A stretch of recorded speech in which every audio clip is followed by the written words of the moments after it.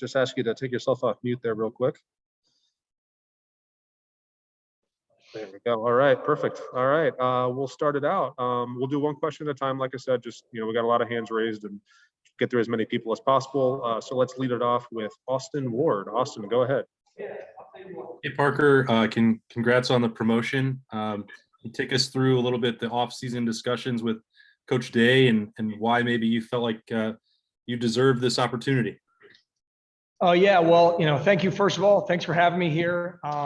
It's a huge honor. There's when you say earned or deserved, or I'm not quite sure what you said, but that's never the case. It's one of those things that, at this place, the tradition, the history, and just kind of all the work everybody's put in before me, I just hope to kind of, keep that going and enhance it as best I can. I've been around here for a little bit of time, kind of know the system and kind of know the ins and outs of the place. And so one of the main goals is to just trying to keep some continuity and enhance what we're doing without, huge turnover and huge change. And that's one of those things. I'm very fortunate to be in this position that I feel like I'm capable of doing that. So. All right, we'll go next to Nathan Baird from Cleveland.com. Parker, can you kind of just go into your special teams background, why that's something that at some point in your career you developed a passion for? Yeah, well, that's actually my first special teams job was here.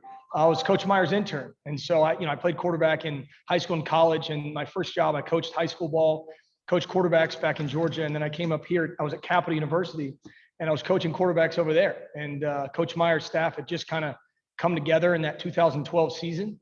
And I was just looking for any opportunity to be a part of this program. And there was a special teams internship available. And I didn't really know what it meant. I wasn't exactly sure what the details were gonna be. And I just kind of, I'll do whatever you need, anything.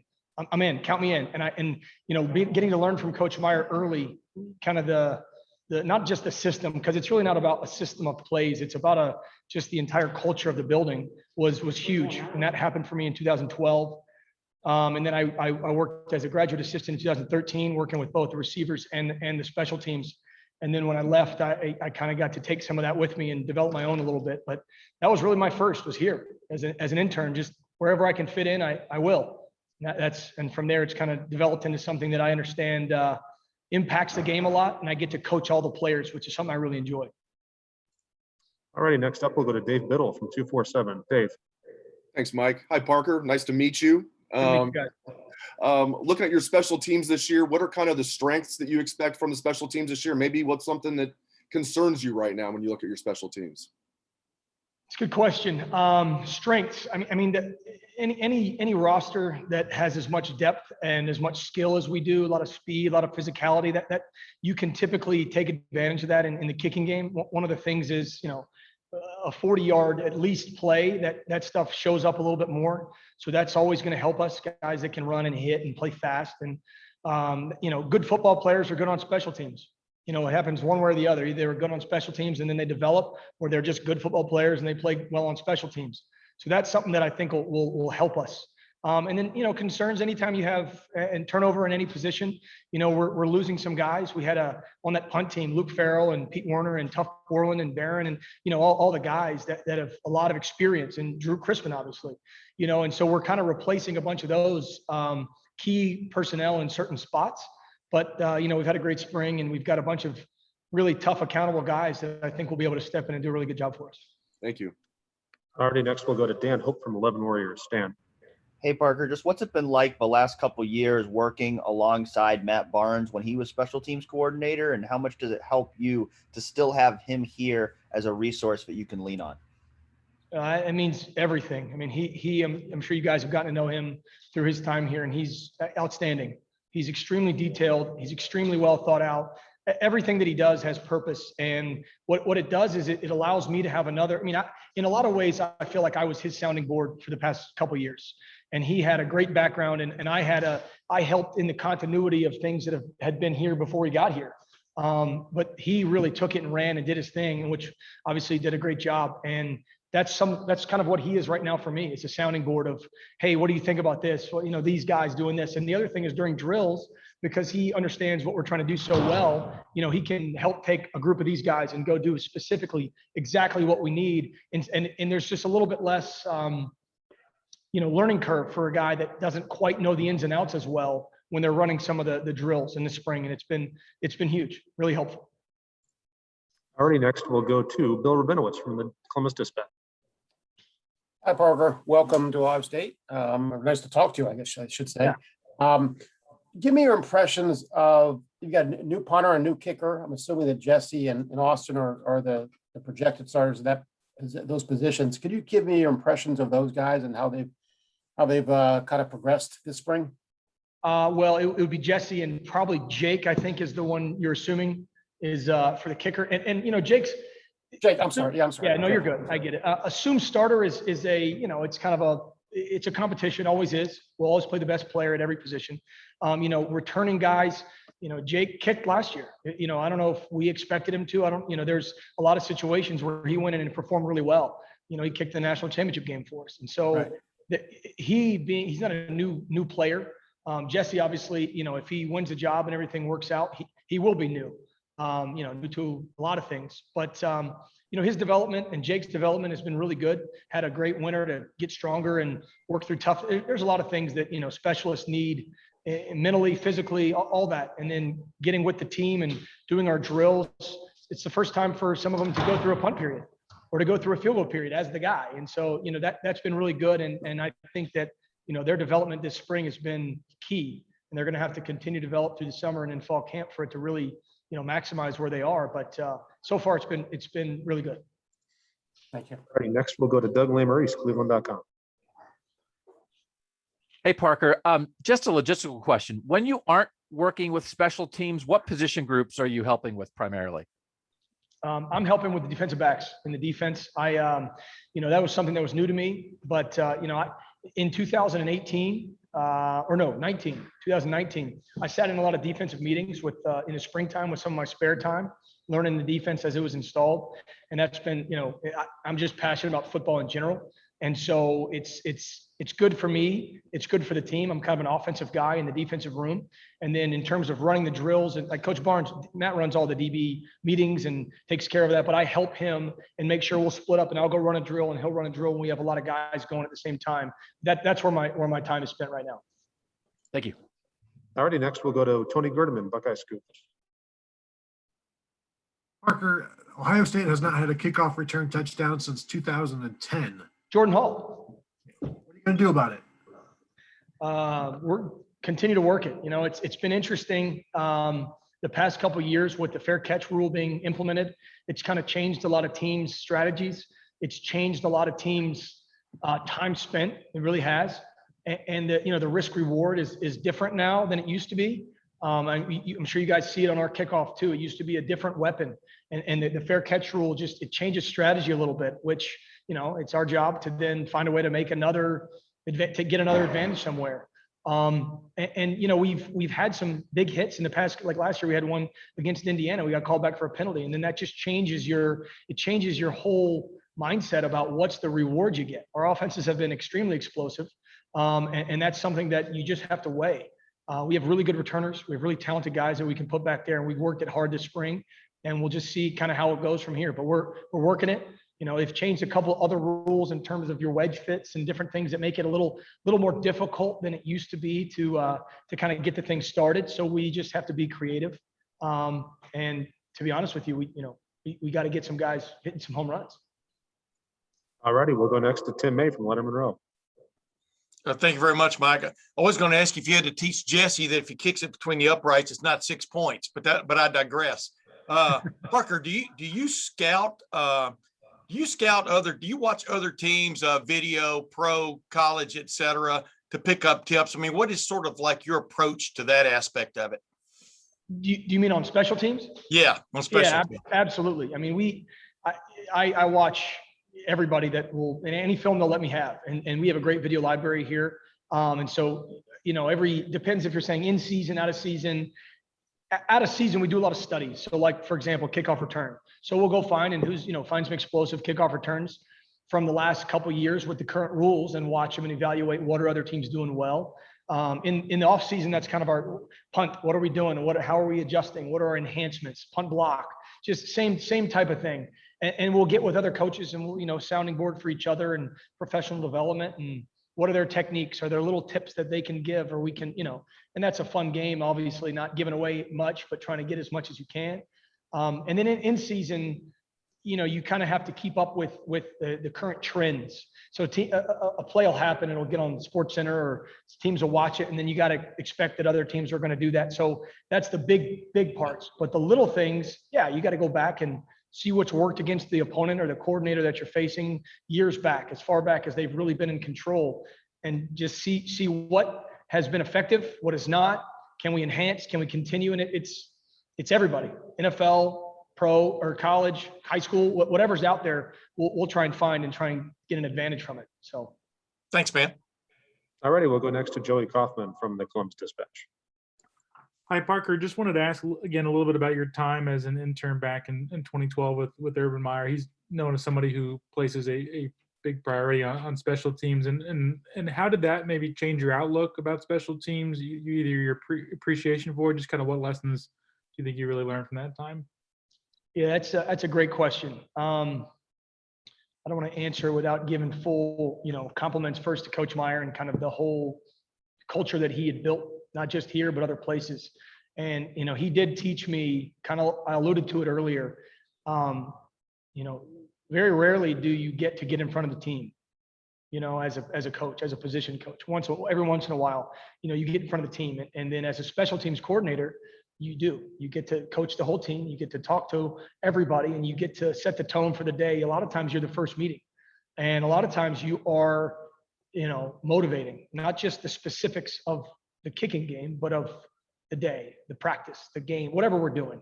And a lot of times you have your elite players that are already playing a ton, and then you've got to, get the other guys to play up to that level.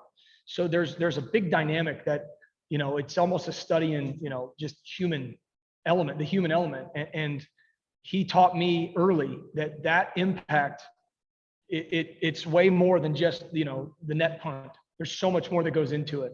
And I learned that, and I learned to love that and appreciate that.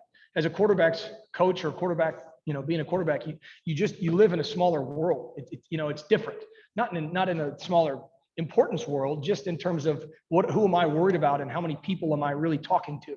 And then when you go talk to the kicking game, the whole team, and then not to mention the explosive plays that every kicking play is, there's just so much impact on a game and so much impact on, the entire team, where other things don't quite have that. And then specifically just the system and the individual little techniques, and they changed, they've evolved from then to now. I could still tell you exactly how it was back then, but we don't call it the same thing for great reasons. We've evolved, we've changed, but the foundation of fundamentals is still there. And that's when it gets exposed. If you're a good football player, play with great base, play with great feet, great eyes, great hands, and football position, you'll do it well if you go really hard and do it in kicking game. And if you don't, it'll be exposed. So that's one of the other things that I learned, and I've really enjoyed about it and embraced. Great question. All righty, we'll go to Patrick Murphy from 247. Patrick?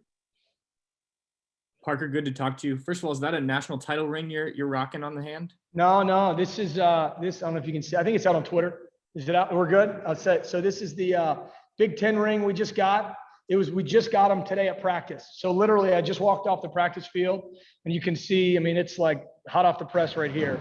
So I figured I would, try it on for a day or so, and then I'll probably take it off and put it away. So it's fresh. Well, congrats.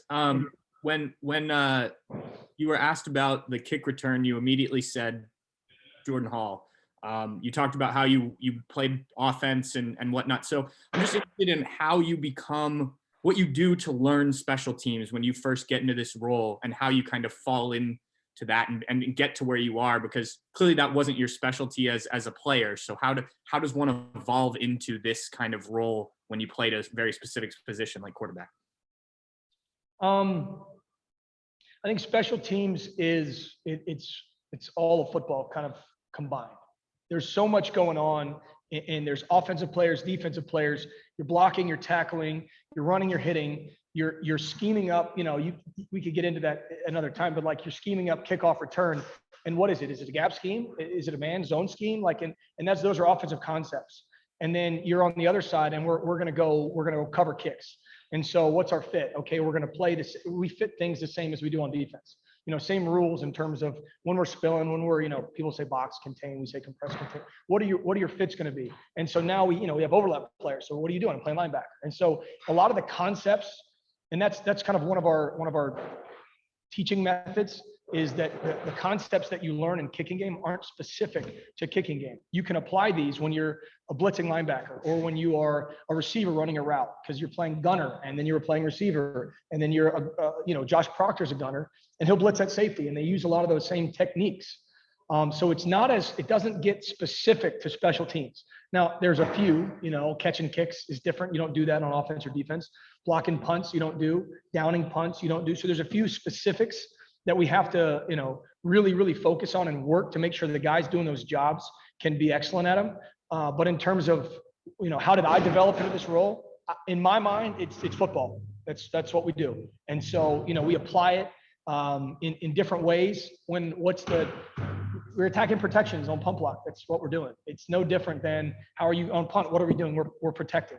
And so there's some consistency between, coaching an offense or coaching a defense, or when I coached offense, you have to understand what the defense does as well to be able to counter and work off each other. And that's, you get that big picture down, and then, the techniques and the specifics are, just something that we have to continue to work. And honestly, how did I develop into it?